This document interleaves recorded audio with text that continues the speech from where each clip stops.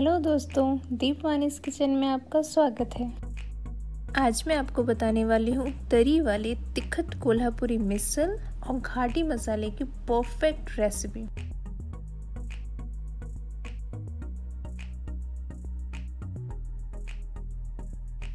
तो चलिए शुरू करते हैं। सबसे पहले हम बनाएंगे घाटी मसाला।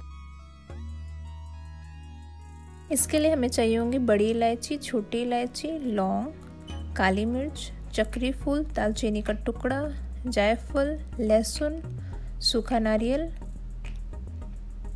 सूखी लाल मिर्च। हमने इसकी डंडी पहले से तोड़ ली है। जीरा, खड़ा धनिया, सफ़ेद तिल और खसखस।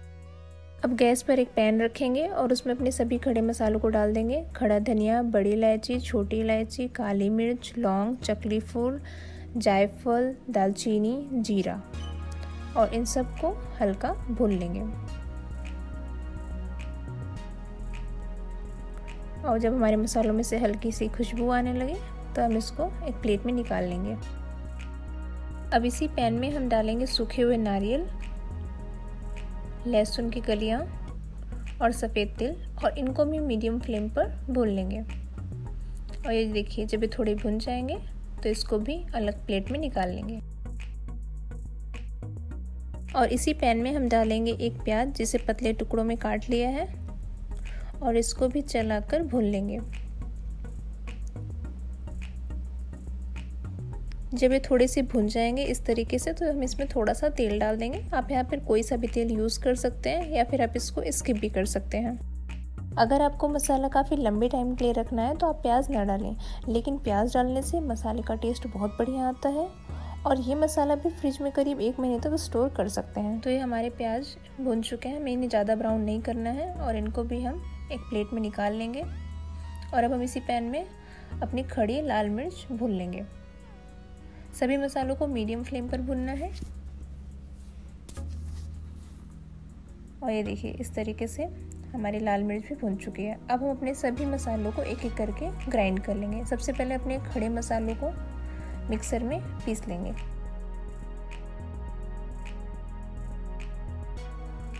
इस तरीके से अब हम इसमें डालेंगे सूखा नारियल और लहसुन और अब हम इसमें डालेंगे खसखस। याद रखिएगा, खसखस को भुनना नहीं है, नहीं तो वो जल जाते हैं, इसलिए हमें इनको डायरेक्ट इसमें डालना है और इसको ग्राइंड कर लेना है। और अब इसमें हम डालेंगे सूखी लाल मिर्च, इसको भी ग्राइंड करके पेस्ट रेडी कर लेंगे। और सबसे लास्ट में इसमें डालेंगे अपने फ्राई किए हुए अनियन। और ये देखिए, अब हमारा मसाला अच्छे से पिस चुका है।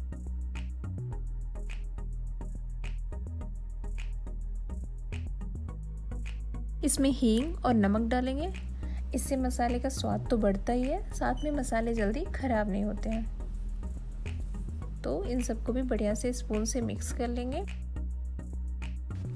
और ये हमारा ऑथेंटिक कोल्हापुरी घाटी मसाला बिल्कुल रेडी हो चुका है। अब हम बनाएंगे मिसल। इसके लिए मैंने अंकुरित मूंग और मोठ दोनों लिया है, आप सिर्फ मोठ भी यूज़ कर सकते हैं। और इनको एक पैन में खौलते पानी में डालेंगे। अब हम इसमें डालेंगे 1 चम्मच हल्दी पाउडर और चुटकी भर नमक और इसको ढककर 6 से 7 मिनट के लिए हाई फ्लेम पर हल्का सा कुक कर लेंगे।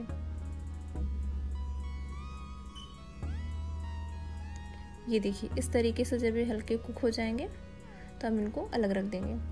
अब हम एक पैन में तेल डालेंगे और उसमें आधा चम्मच जीरा, चुटकी भर हींग और प्याज का पेस्ट डालेंगे और इसको अच्छे से चलाते हुए भून लेंगे। जब प्याज हल्के भुन जाएंगे तो हम इसमें 2 चम्मच कश्मीरी लाल मिर्च पाउडर डालेंगे और इसको बढ़िया से मिक्स कर लेंगे। अब हम इसमें डालेंगे टमाटर का पेस्ट और सभी को बढ़िया से मिला लेंगे। अब इसमें आधा चम्मच हल्दी पाउडर, 1 चम्मच धनिया पाउडर, आधा चम्मच गरम मसाला और स्वादानुसार नमक डालेंगे और इन सभी को बढ़िया से मिक्स कर लेंगे। अब इस मसाले को मीडियम फ्लेम पर 5 से 6 मिनट के लिए कुक होने के लिए रख देंगे। और जब भी मसाले बढ़िया से भूनकर तेल छोड़ देंगे तब हम इसमें डालेंगे अपना तैयार किया हुआ घाटी मसाला और इसको भी बढ़िया से चलाकर मिक्स कर लेंगे और इसको 4 से 5 मिनट के लिए ढककर पका लेंगे। और ये देखिए हमारे सभी मसाले बढ़िया से भुन चुके हैं। अब हम इसमें डालेंगे अपने उबले हुए स्प्राउट्स और आवश्यकता अनुसार पानी डालेंगे।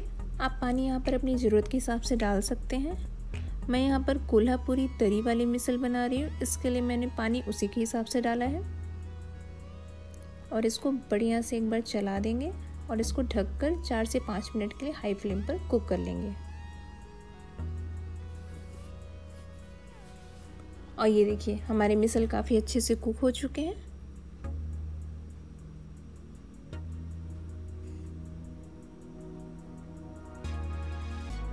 अब हम इसको थोड़ी हरी धनिया से गार्निश कर लेंगे।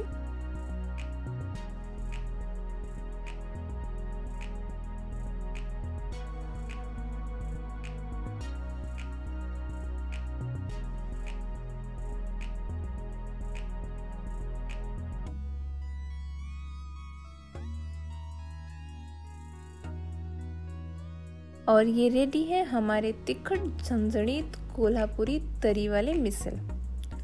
अब इसमें कोई भी सेब वाली नमकीन या फरसान डालेंगे, ऊपर से कटी हुई प्याज और थोड़ा नींबू का रस डालकर इसको पाव के साथ एंजॉय करेंगे।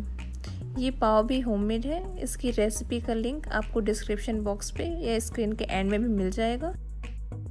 मेरी और ऐसी ही इंटरेस्टिंग और डिलीशियस रेसिपीज जानने के लिए करिए बस अगले फ्राइडे का इंतज़ार। उसके लिए मेरे चैनल को please like, subscribe and share ज़रूर करें और बेल आइकन को दबाना ना भूलें। Stay tuned, enjoy and stay safe.